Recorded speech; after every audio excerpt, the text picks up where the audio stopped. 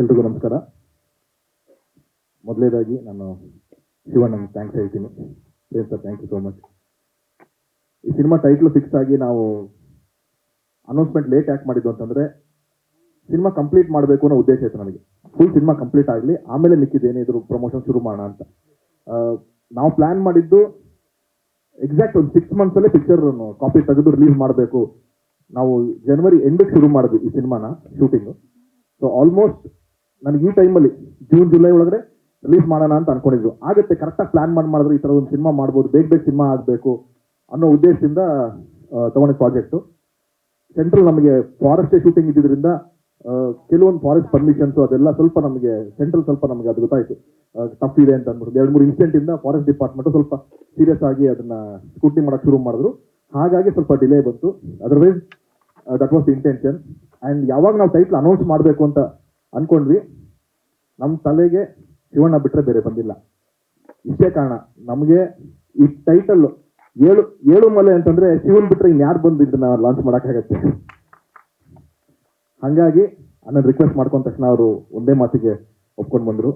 And ಎಲ್ಲ ಭಾಗದಲ್ಲೂ, ಕರ್ನಾಟಕದ ಎಲ್ಲ ಭಾಗದಲ್ಲೂ ಏಳುಮಲೆ ಅಂತ ಒಂದು ಊರು, ಮಲೆ ಮಹದೇಶ್ವರ ಅಂತ ದೇವಸ್ಥಾನ, ಅದರದ್ದೊಂದು ಪವರ್ ಏನು ಅನ್ನೋದನ್ನ ಸಿನಿಮಾ ಮುಖಾಂತರ ಹೇಳಿದ್ರಲ್ಲೇ ಬಹುಶಃ ದ ಫ್ಲಾಗ್ ಬೇರರ್ ಅಂತಂದ್ರೆ Shivanna sir and Prem sir.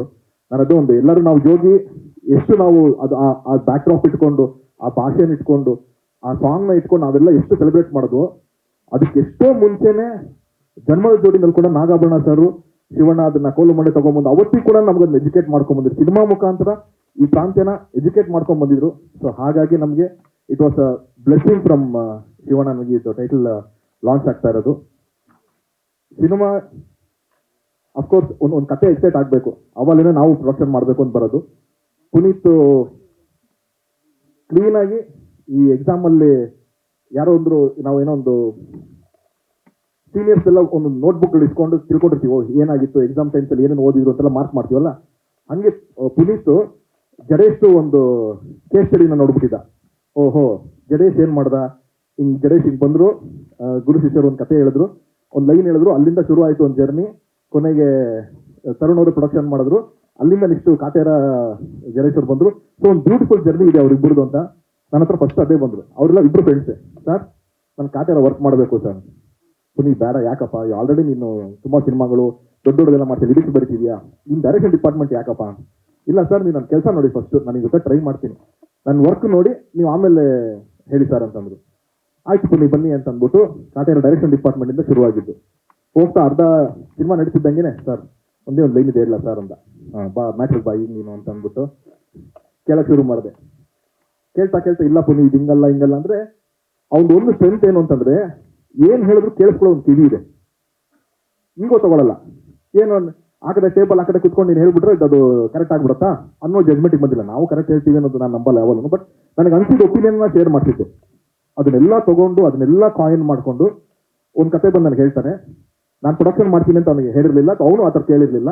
ಬೇರೆ ಯಾರಿಗೆ ಫಿಕ್ಸ್ ಮಾಡೋಣ ಪುನಿ ಅಂತಂದ್ರೆ ಒಂದೇ ಒಂದು ಕೇಳಿದ್ರು, ಸರ್ ನೀವು ನನ್ನ ಬ್ಯಾಕ್ ಮಾಡಿ ಸರ್ ಅಷ್ಟೇ ಈ ಸಿನಿಮಾಗೆ, ನನ್ನ ಜೊತೆ ನಿಂತ್ಕೊಳ್ಳಿ ಅಂತ. ಆಯ್ತು ಪುನಿ ಅಂತ ಅಂದ್ಬಿಟ್ಟು ಒಂದು ಸಬ್ಜೆಕ್ಟ್ನ ಲಾಕ್ ಮಾಡಿದ್ವಿ. ಅದು ಲಾಕ್ ಮಾಡಿದ್ಮೇಲೆ ಫಸ್ಟ್ ನಾನು ನನ್ನ ಫೋನಲ್ಲಿ ನಮ್ಮ ಅಟ್ಲಾಂಟಾ ನಾಗೇಂದ್ರ ಸರ್ ಹೇಳ್ತೀನಿ, ಸರ್ ಈ ಥರದ್ದು ಒಂದು ಕತೆ ಇದೆ ಅಂತ. ಸೊ ಅವ್ರು ಹಾಗೆ ಹೇಳ್ತಾರೆ, ತರುಣ್ ಇದು ನಾವೇ ಮಾಡೋಣ ಅಂತ ಅಂದ್ಬಿಟ್ಟು.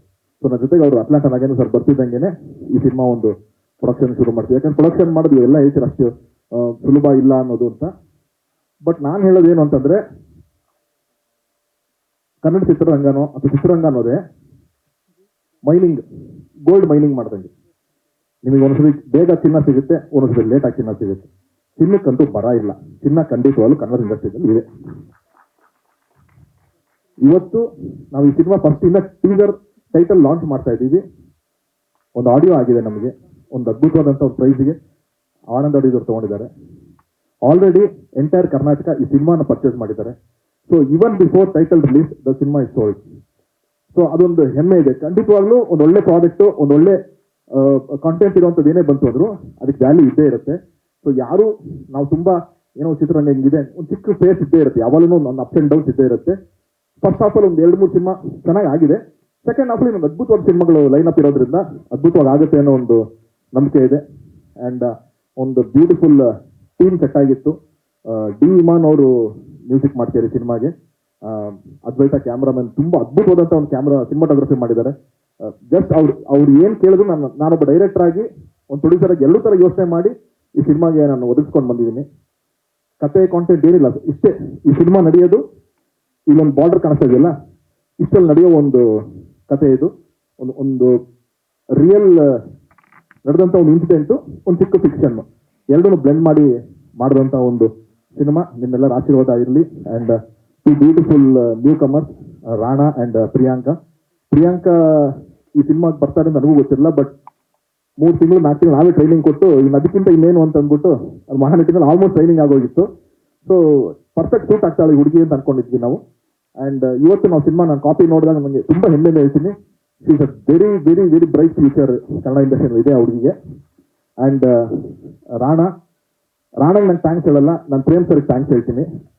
ಯಾಕೆ ಅಂತಂದ್ರೆ ಅದೇನೋ ಹೇಳ್ತಾರಲ್ಲ, ಗೋಡೌನಲ್ಲಿ ಚೆನ್ನಾಗಿದ್ರೆ ಶೋರೂಮಲ್ಲಿ ಚೆನ್ನಾಗಿರೋದು ಐಟಮ್ ಬರೋದು ಅಂತ. ಎಕ್ಸ್ಟ್ರಾನೇ ಅದು ಫ್ಯಾಕ್ಟ್ರಿ ಮ್ಯಾನುಫ್ಯಾಕ್ಚರ್ ಚೆನ್ನಾಗಿ ಆಗೋಗಿತ್ತು ಅಲ್ಲಿ. 1 ವರ್ಷನೋ 1.5 ವರ್ಷನೋ 2 ವರ್ಷ ಏಕಲ್ಲ ಹೋದಲ್ಲಿ ಏನು ಗ್ರೂಮ್ ಮಾಡಿದಾರೋ, ಏನು ಟ್ಯೂನ್ ಅಪ್ ಮಾಡಿದಾರೋ ನಮ್ಗೆ ಗೊತ್ತಿಲ್ಲ. Brilliant actor and brilliant human being Rana. ಎಲ್ಲಿವರೆಗೂ ರಾಣಾ ಇದೇ ಸಿನ್ಸಿಯಾರಿಟಿ, ಇದೇ ಹಂಬಲ್ನೆಸ್, ಇದೇ ಡೆಡಿಕೇಶನ್ ಸಿನಿಮಾದ ಇರ್ತಾರೋ, I think he will grow very very big in Kannada industry. One of the ಇವಾಗಿನ ಟೈಮ್ ಹೀರೋಗಳಲ್ಲಿ ವೆರಿ ಪ್ರಾಮಿಸಿಂಗ್ ಆಗಿ ನಿಂತ್ಕೋತಾರೆ ರಾಣಾ. ಅಷ್ಟು ಪೊಟೆನ್ಷಿಯಲಿ ಚೆನ್ನಾಗಿ ಮಾಡ್ತಾರೆ ಪರ್ಫಾರ್ಮೆನ್ಸ್ ಅಂತ ಬಂದಾಗ. So thank you for being a part of our project Rana. And ಇನ್ನು ಕ್ಯಾಸ್ಟ್ ನಮಗೆ Nagabharana sir, Kishore sir, Jagapathi Babu sir ನಾನು ಮೆನ್ಷನ್ ಮಾಡಲೇಬೇಕು. ಎಲ್ಲರೂ ಅಷ್ಟೇ ನನ್ನ ಮೇಲಿರೋ ಪ್ರೀತಿನೂ ಒಂದು ಖಂಡಿತ. ಬಟ್ ಕ್ಯಾರೆಕ್ಟರ್ ಕೂಡ ನಾನು ಯಾರಿಗೂ ಸುಮ್ಮನೆ ನನ್ನ ಮೇಲೆ ಒಂದು ಗುಡ್ ವಿಲ್ ಇದೆ ಅನ್ನೋದಕ್ಕೋಸ್ಕರ ಅದನ್ನು ಯುಟಿಲೈಸ್ ಮಾಡ್ಕೋಬೇಕು ಅಂತ ಇರಲಿಲ್ಲ ನನಗೆ. ಸೊ ಅವ್ರಿಗೆಲ್ಲ ಕೇಳ್ತಿದ್ದಂಗೆ ತುಂಬ ಪ್ರೀತಿಯಿಂದ ಪಾತ್ರ ಒಪ್ಕೊಂಡು ಮಾಡಿದ್ದಾರೆ. ಸೊ ಎಲ್ಲರಿಗೂ ಥ್ಯಾಂಕ್ಸ್ ಹೇಳ್ತೀನಿ ನಾನು. And finally one of the biggest strength, ನಾನು ಪ್ರೊಡಕ್ಷನ್ ಮಾಡಬೇಕು ಅಂತ ನಿಂತಾಗೆಲ್ಲ ನನಗೆ ತುಂಬ ದೊಡ್ಡ ಸ್ಟ್ರೆಂತ್ ಆಗಿ ನಿಂತ್ಕೊಳ್ಳೋರು ನಮ್ಮ ರಾಜು ಗೌಡ್ರು and Dayanand sir. So it is not easy to produce a film, they have been backing me. So thanks once again. In question answer time ನಾನು ಹೇಳ್ತೀನಿ. Thank you so much.